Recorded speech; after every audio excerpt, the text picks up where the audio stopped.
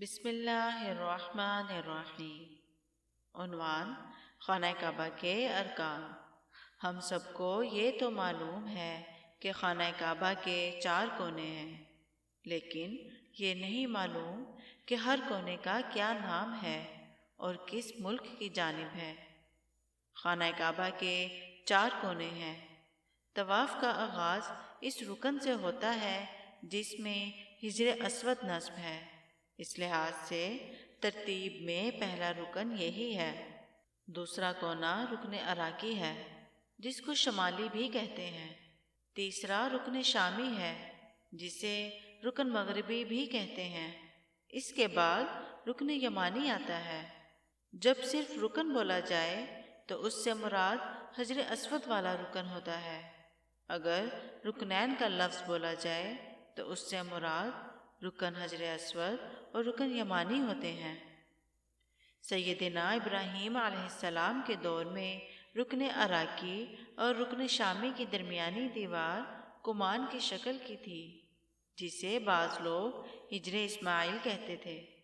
سیدنا عبداللہ بن زبیر رضی اللہ عنہ کے دور میں خانہ کعبہ کی عمارت میں حجر اسماعیل یعنی حتیم شامل کر کے اسے ابراہیمی تعمیر کے مطابق بنا دیا گیا۔ تاہم بعد میں حجاج بن یوسف نے کعبہ کو دوبارہ تعمیر قریش کے مطابق کر دیا۔ رکن عراقی، اسے رکن عراقی اس لیے کہتے ہیں کہ یہ عراق کی سمت میں ہے۔ چونکہ یہ شمال کی طرف ہے، اس لیے اسے رکن شمالی بھی کہتے ہیں۔ خانہ کعبہ کا دروازہ رکن عراقی اور رکن حجر اسود کے درمیان واقع ہے۔ رکن شامی، اسے رکن شامی کا نام دیا گیا کیونکہ یہ مغرب کی طرف شام کی سمت میں ہے۔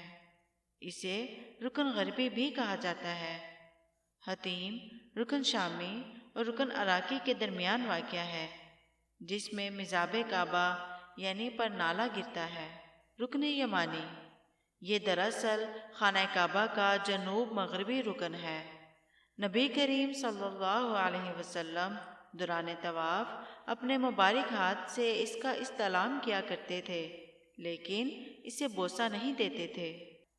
میزاب، یہ بارانی پانی کا پرنالہ ہے جو خانہ کعبہ کی چھت پر نصب ہے۔ سیدنا ابن عباس رضی اللہ عنہ کی روایت ہے کہ انہوں نے فرمایا، برگزیدہ لوگوں کی جائے نماز میں نماز پڑھو اور نیک لوگوں کا شربت پیو۔ پوچھا گیا کہ یہ برگزیدہ لوگوں کی جائے نماز کون سی ہے؟ فرمایا، میزاب تلے۔ اور پوچھا گیا کہ نیک لوگوں کا شربت کون سا ہے؟ فرمایا، آب زمزم۔ سیدنا ابن عباس رضی اللہ عنہ نے نیک لوگوں کے شربت کا مطلب بیان کرتے ہوئے آب زمزم کا نام لیا۔ عام لوگ اس سے میزاب سے گرنے والا بارش کا پانی مراد لیتے اور جب بھی بارش ہوتی ہے اسے بڑھ چڑھ کر پینے کی کوشش کرتے ہیں۔ ان کا یہ سمجھنا درست نہیں۔ مسلمان حجر اسود کو بوسہ کیوں دیتے ہیں؟ حجر اسود کو بوسہ دینے کے سلسلے میں حضرت عمر بن خطاب رضی اللہ عنہ کا یہ قول ہے کہ انہوں نے حجر اسود سے مخاطب ہو کر کہا تھا کہ میں جانتا ہوں تو ایک پتھر ہے، نہ نفع دے سکتا ہے نہ نقصان۔ اگر میں نے رسول اللہ صلی اللہ علیہ وسلم کو تجھے بوسہ دیتے ہوئے نہ دیکھا ہوتا تو میں تجھے ہرگز بوسہ نہ دیتا۔ حضرت عمر رضی اللہ عنہ نے یہ اس لیے کہا تھا کہ لوگ بتوں کی پوجا چھوڑ کر نئے نئے مسلمان ہوئے تھے۔ حضرت عمر رضی اللہ عنہ کو یہ خدشہ ہوا کہیں ناواقف یہ نہ سمجھ لیں کہ حجر اسود کا استعلام پتھروں کی تعظیم میں سے ہے، جیسے کہ عرب جاہلیت میں سمجھا کرتے تھے۔ یوں حضرت عمر رضی اللہ عنہ نے چاہا کہ لوگ یہ جان لیں کہ حجر اسود کا استعلام رسول اکرم صلی اللہ علیہ وسلم کے اتباع میں ہے، نہ اس لیے کہ وہ بذات خود نفع یا نقصان دیتا ہے، جس طرح جاہلیت میں وہ بتوں کے بارے میں عقیدہ رکھتے تھے۔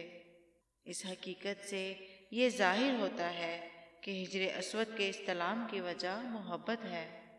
خانہ کعبہ میں سے حجر اسود والے کونے اور دروازے کے درمیان کا حصہ ملتزم کہلاتا ہے۔ اسے ملتزم کہنے کی وجہ یہ ہے کہ یہاں چمٹ کر اور لپٹ کر دعا کی جاتی ہے، اور عربی میں چمٹنے اور لپٹنے کو التزام کہتے ہیں۔ اس کو مدعا اور مدعوز بھی کہتے ہیں، کیونکہ یہاں دعا کی جاتی اور تعوذ کیا جاتا ہے۔ ملتزم کی چوڑائی تقریباً 2 میٹر ہے۔ بعض اہل علم کے نزدیک طواف کرنے والے فرد کے لیے یہاں ٹہلنا جائز ہے۔ معروف احادیث کے مطابق ان حالات اور اوقات میں دعا قبول ہوتی ہے۔ بارش برستے وقت، جنگ کے دوران، اذان اور اقامت کے وقت، نمازوں کے بعد اور سجدے کی حالت میں۔ اور دعا قبول ہوتی ہے روزے دار کی، مسافر کی اور مظلوم کی۔ اور دعا قبول ہوتی ہے عرفہ، مزدلفہ اور مینا میں اور ملتزم پر۔ اسی طرح مکہ کے دیگر مقدس مقامات پر اور تمام مساجد میں دعا قبول ہوتی ہے۔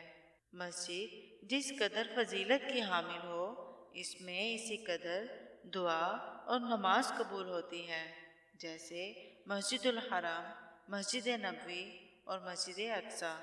شیخ الاسلام رحمۃ اللہ علیہ نے فرمایا، اگر آدمی چاہے تو ملتزم پر آئے، اپنا سینہ، چہرہ، بازو اور ہاتھ ملتزم کے ساتھ لپٹا دے اور اللہ تعالیٰ سے اپنی ضرورتوں کا کہے۔ وہ طواف وداع سے پہلے بھی ملتزم پر آ کر دعا کر سکتا ہے، کیونکہ یہ التزام تمام حالات میں کیا جا سکتا ہے۔ صحابہ کرام جب مکہ میں داخل ہوتے تو ملتزم پر آ کر التزام اور دعا کرتے تھے۔